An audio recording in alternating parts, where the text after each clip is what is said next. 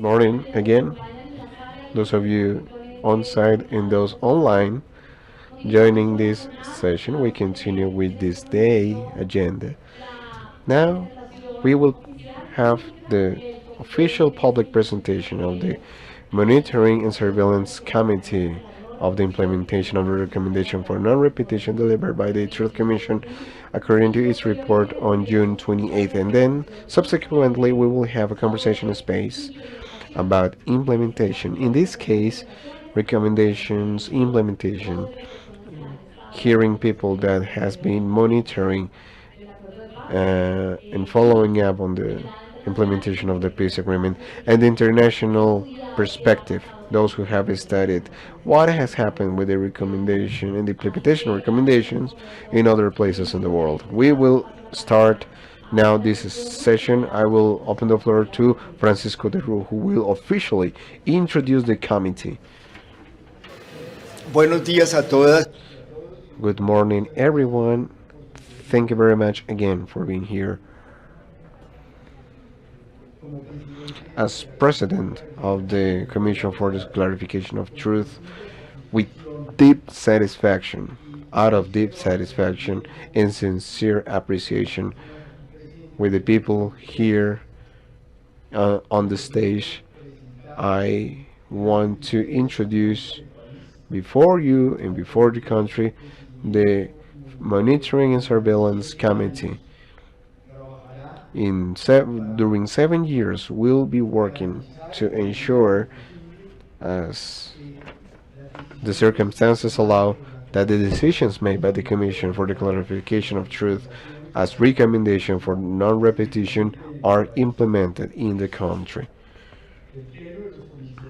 The commissioners, members of the Commission of the Clarification of Truth, Coexistence, and Non-Repetition, in the use of their intellectual powers and legal capacities as a state agency, especially those conferred by the Act 0, in the Law Decree 508 of 2017 and the Agreement 002 of 2018 and the Resolution number 019 of April 26, 2022 of the Truth Commission.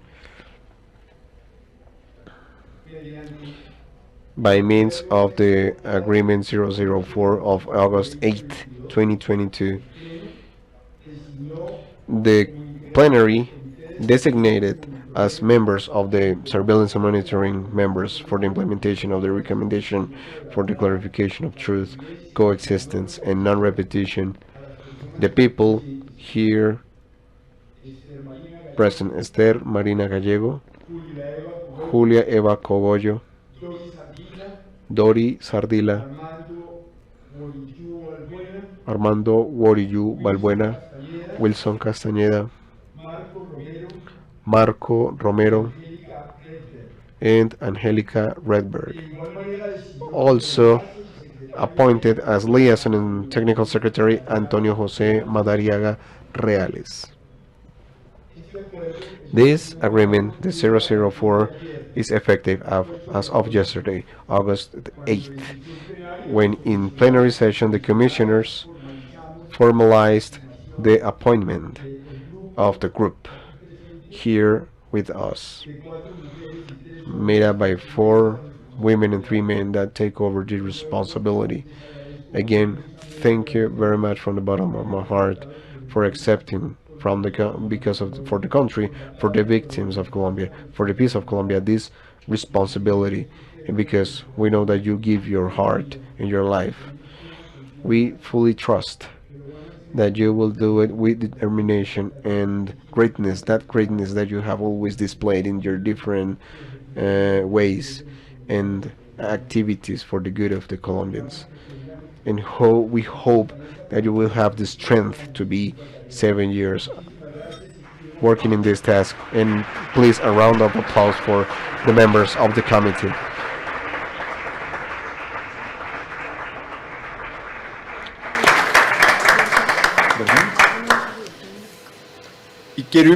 And I want to invite you all, dear friends, every one of you to express greeting words, opening remarks. Bueno, arranco yo pues. Muy bueno. Good morning, everyone. I truly thank in the vote of trust that the commissioners have entrusted us to take over this responsibility, but especially I want to thank the victims for which we have worked so many years and for which we will continue working, but also for those responsible, those accountable, which we have somehow assisted to insist prevent to prevent them to return to war. I believe that it's important to be here to ensure that they the acknowledgement and accountability processes may continue to ensure that we can continue dignifying life both of victims and the stakeholders in the war. And hopefully these good wins that we have with the government that has stated that will be responsible for the compliance of the recommendations. Hopefully we can achieve it, we can make it. I want to encourage and keep having the support of the partners in the territory with all the processes that as constitution we commission we represent, but also with those processes that in spite were not part of the commission also deserve to be beneficiaries of these responsibilities and these recommendations. So I deeply think from myself, I will be in the territories building along the people, building from the scratch, because that will give us the strength to demand the compliance with these recommendations. Thank you very much.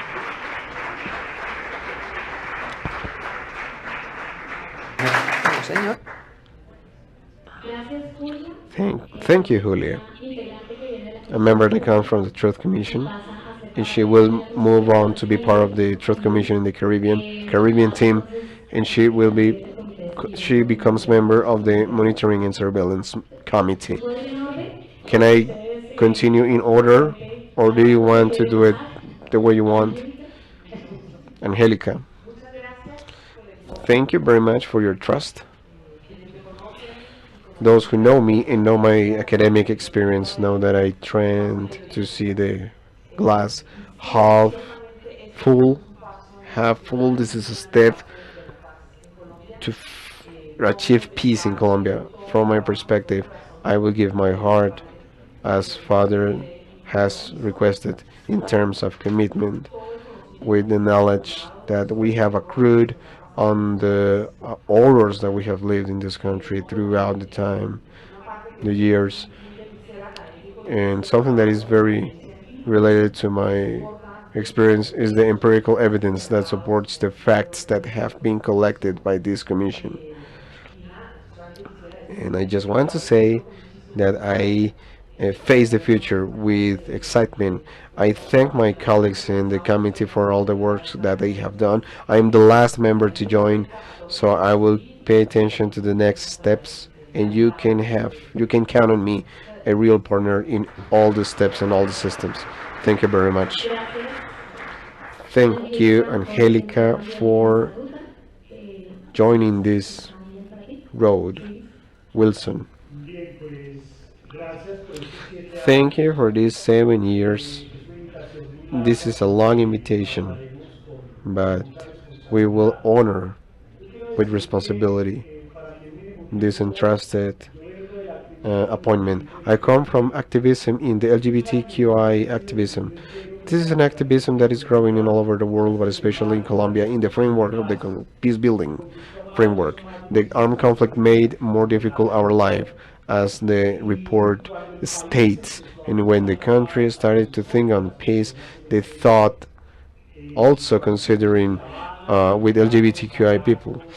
And when we were in Havana with the plenipotentiary members and talking about the damage, the disproportionate damage to the LGBT people in the approach of gender, collected in the approach of gender in the peace agreement, and approached correctly by the transitional justice system, and we can read in the gender volume of the report of the Commission. And it's part of this committee to keep walking in that direction. As Vice President said, quoting her, for us, for all of us, peace is the scenario for our dignity to become the usual thing in this country. And we have a commitment for the territorial work. And fortunately, I was able to follow the steps of the commissioners. In many places, for especially for those who are here and those who are not, that made us believe in the territories that peace was with the Colombian citizenship of the daily living. This committee is that commitment, is the result of that commitment to read, to monitor the daily living of the Colombians in any nook of this country, in all the populations, so that we can effectively see reflected in the lives of people that peace is a reality. And we have agreed that we will continue working tirelessly uh, for the life of Colombians, especially for those who were impacted by armed conflict, to be a life that can be lived with dignity and joy in this country. So we will be these years uh, walking in that direction. Thank you very much. Thank you, Wilson. Marina? Good morning. Thank you so much and to the Commission for our appointment. Considering our perspective, I come from a feminist movement of women, and we issued a prior report on women and the impact of the armed conflict on women. We see that the recommendations include the perspectives and a little bit more. They go beyond. In this sense, my commitment is focusing on the recommendations, of course. I am completely committed to the efforts to end war, because we have been working to end war for 25 years and building peace, which is happening now. I am convinced that the women movement, the feminist movement, is highly committed to the recommendations. Myself and the committee have made this covenant of serious commitment to the recommendations in a favorable context we need to use, so that in 4 years' time, when this administration ends, at least at 60% of the recommendations have been implemented. We know that the recommendations are long-term, but if we can work with them short-term in a country that has suffered so much because of war, the Commission has set the path, and now we think we need to honor their job. Thank you very much. Thank you, Marina. Doris? Good morning to everyone, ladies and gentlemen. I would like to thank the Commission again, but also I would like to thank all the prior work before the Commission. This is a recognition and acknowledgement to the Colombian society that is fighting in social movements, social spaces, organizations, students, women, indigenous people, Afro-descendant people, unions, the human rights movement, the peace building movement. They all made it possible to sit down here in this space today. Fortunately, the Commission, in their wisdom and guidance, generated this legacy that is now handed over to Colombian society. Now the challenge is to honor that legacy with a commitment. I am optimistic. Of course, I can see there are hurdles. There's one word in my mind: hope. Today, in this country, in this political opportunity, we are hopeful. This is something new we didn't feel in the environment before in Colombia. This is something important. Finally, I would like to highlight many of you present here today. You know that the Truth Commission is the first commission in the history of truth commissions in international relationships where they have built this type of instances for transitional justice. For the first time, they are incorporated to its structure, legacy, and report.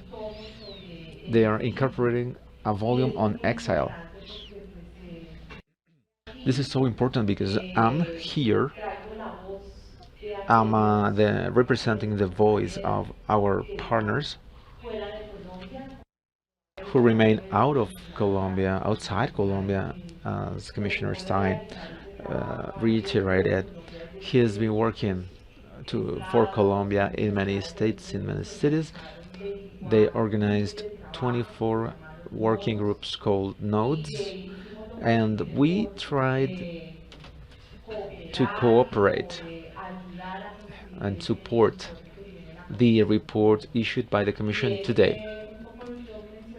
I was mentioning yesterday in the meeting with the plenary of commissioners, we're building a bridge, but this bridge is too feeble, it's too weak. And how can we integrate the voices outside Colombia? All the knowledge, the history, so that the Colombian society recognizes this and we can develop an exchange and dialogue. It's time for conversations. It's time to see how to join efforts. Well, it's a huge challenge ahead. I want to say this publicly. I must confess, I feel so nervous with this big responsibility. We hope we will be able to build dialogue with the partners, not only with the partners, but the other side of Colombia that is not agreeing with this effort, that denies the existence of the conflict.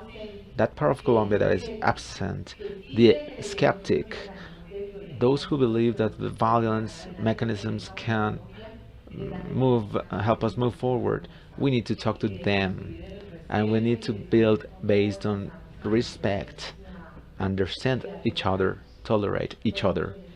Well, that's it. Thank you. Thank you, Doris. Now the last two, Marco and Armando. Good morning to you all. I'm coming from National University of Colombia, and I've been most of my life working as an activist for human rights and peace. That is why I want to thank for your confidence only from the Commission. Excuse me. Let's just adjust your microphone. Let's turn it up. Turn the volume up.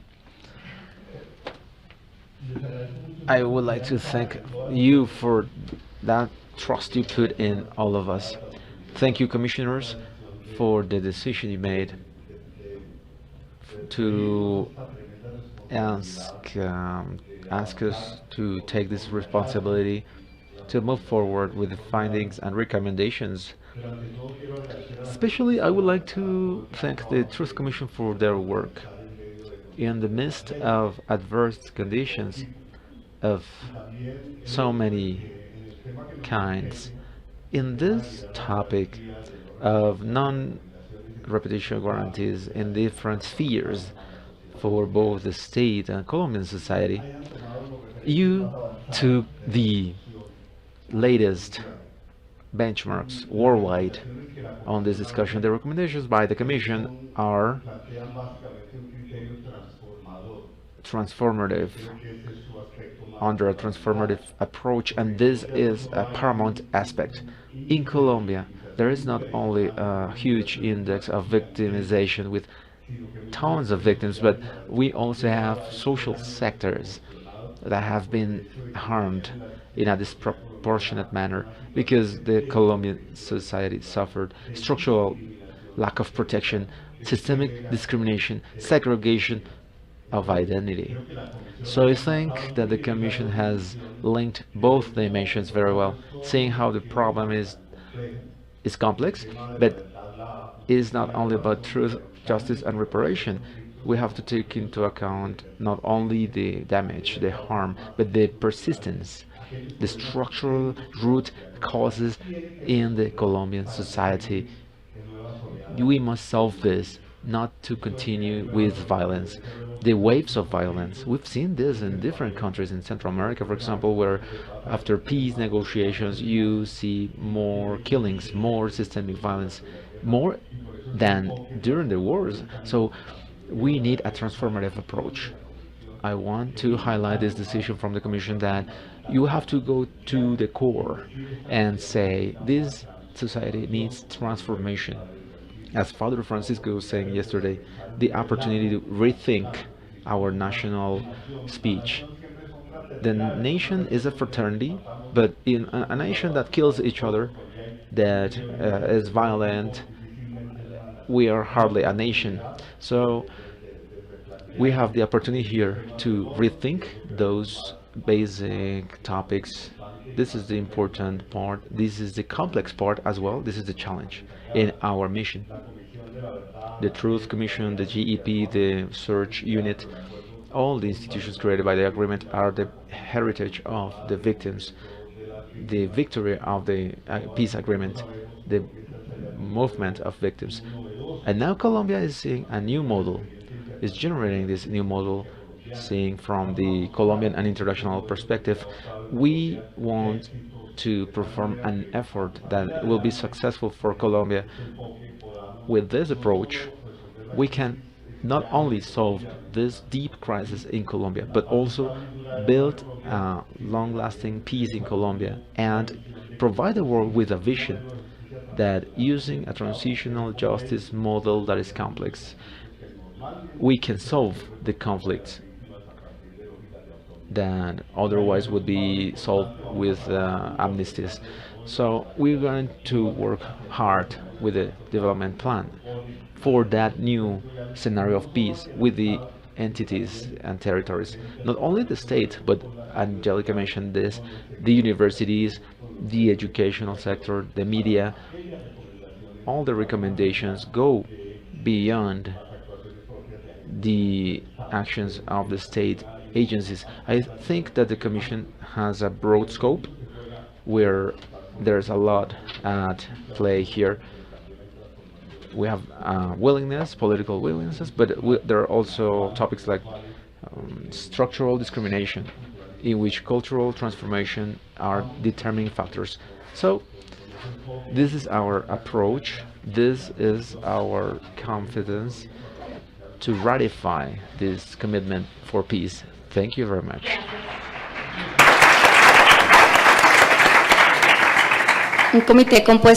A committee made up by 4 women, 3 men. Armando, please, the floor is yours.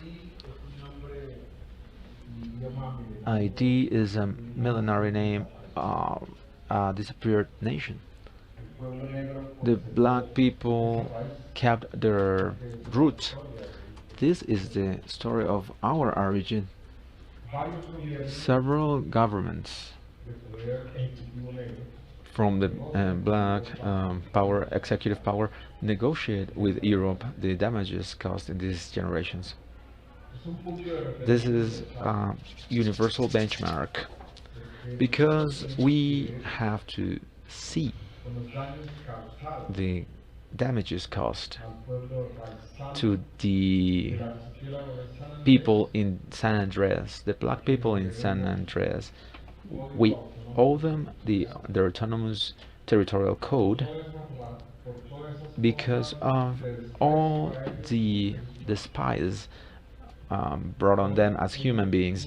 They today have different structures for families, which are not the Republicans. To recognize the social structure of the Palenque people, next to DK Channel and the ecosystem, where we have a story of barbarism, of centuries of Spanish Empire and 2 centuries of the Republic. We need to understand under or using words the silence of the sorrow from the Rom people. Only today we can know about this, the atrocities of this republic. The black people are 5 million people. Legally, because the statistics department said that they were only 3 million people. The black people is regrouping to value the damage performed, and this republic has to establish how many years passed and multiply this by the salaries that these people didn't get. The Republic did not recognize a salary for them because the system considered they were just merchandise, until there was an industrial revolution and the black human being was able to stop being a merchandise. The nomad people, we are 46 nomad peoples out of 115 in total in Colombia. We were annihilated, destroyed by oil companies such as the Bari people in Catatumbo region, narco-trafficking, mining and oil extraction in Catatumbo. 46 nomad people they were forced to settle. There was prostitution, there were alcoholism among children, and the semi-nomad people in Orinoquia were also living the same sorrow and pain, or those settled in Bogota, those owners of the land in the Bogota district, the nation of Muisca people, erased by millions of books issued by the Ministry of Education. Today we resist. We are 25,000 people, and our rights are denied. History always prevails and is told by the winner and dominant party. But we have the chance here to make a change. The principles of living in harmony and equilibrium and balance between nature and people, as well as spirits and goddesses. We still have an aesthetics of goddesses for life. That's why we say this is a vital air, sea and land space that was taken away from us. We have survived with 33% of the total of the Republic, but the Republic still does not recognize the value of 67% of our land. This is the time to see what to do, because we are siblings. We coexist with the 9 million farmers who were sent away by the institutions of the Republic, and they were only recognized as with 435,000 hectares of land, that less than 0.1% that provide 70% of food. So in this truth, there are some basic points we didn't have time. The commission is ending too soon. Some basic points on the union leaders from the 80s or the 70s who couldn't work in any company in Colombia. Or those of our children who could never go to study our areas of expertise because of fear. In the midst of all this scenario, today we are appointing some tasks to the highest advisor in this republic, who is in the international event of indigenous people.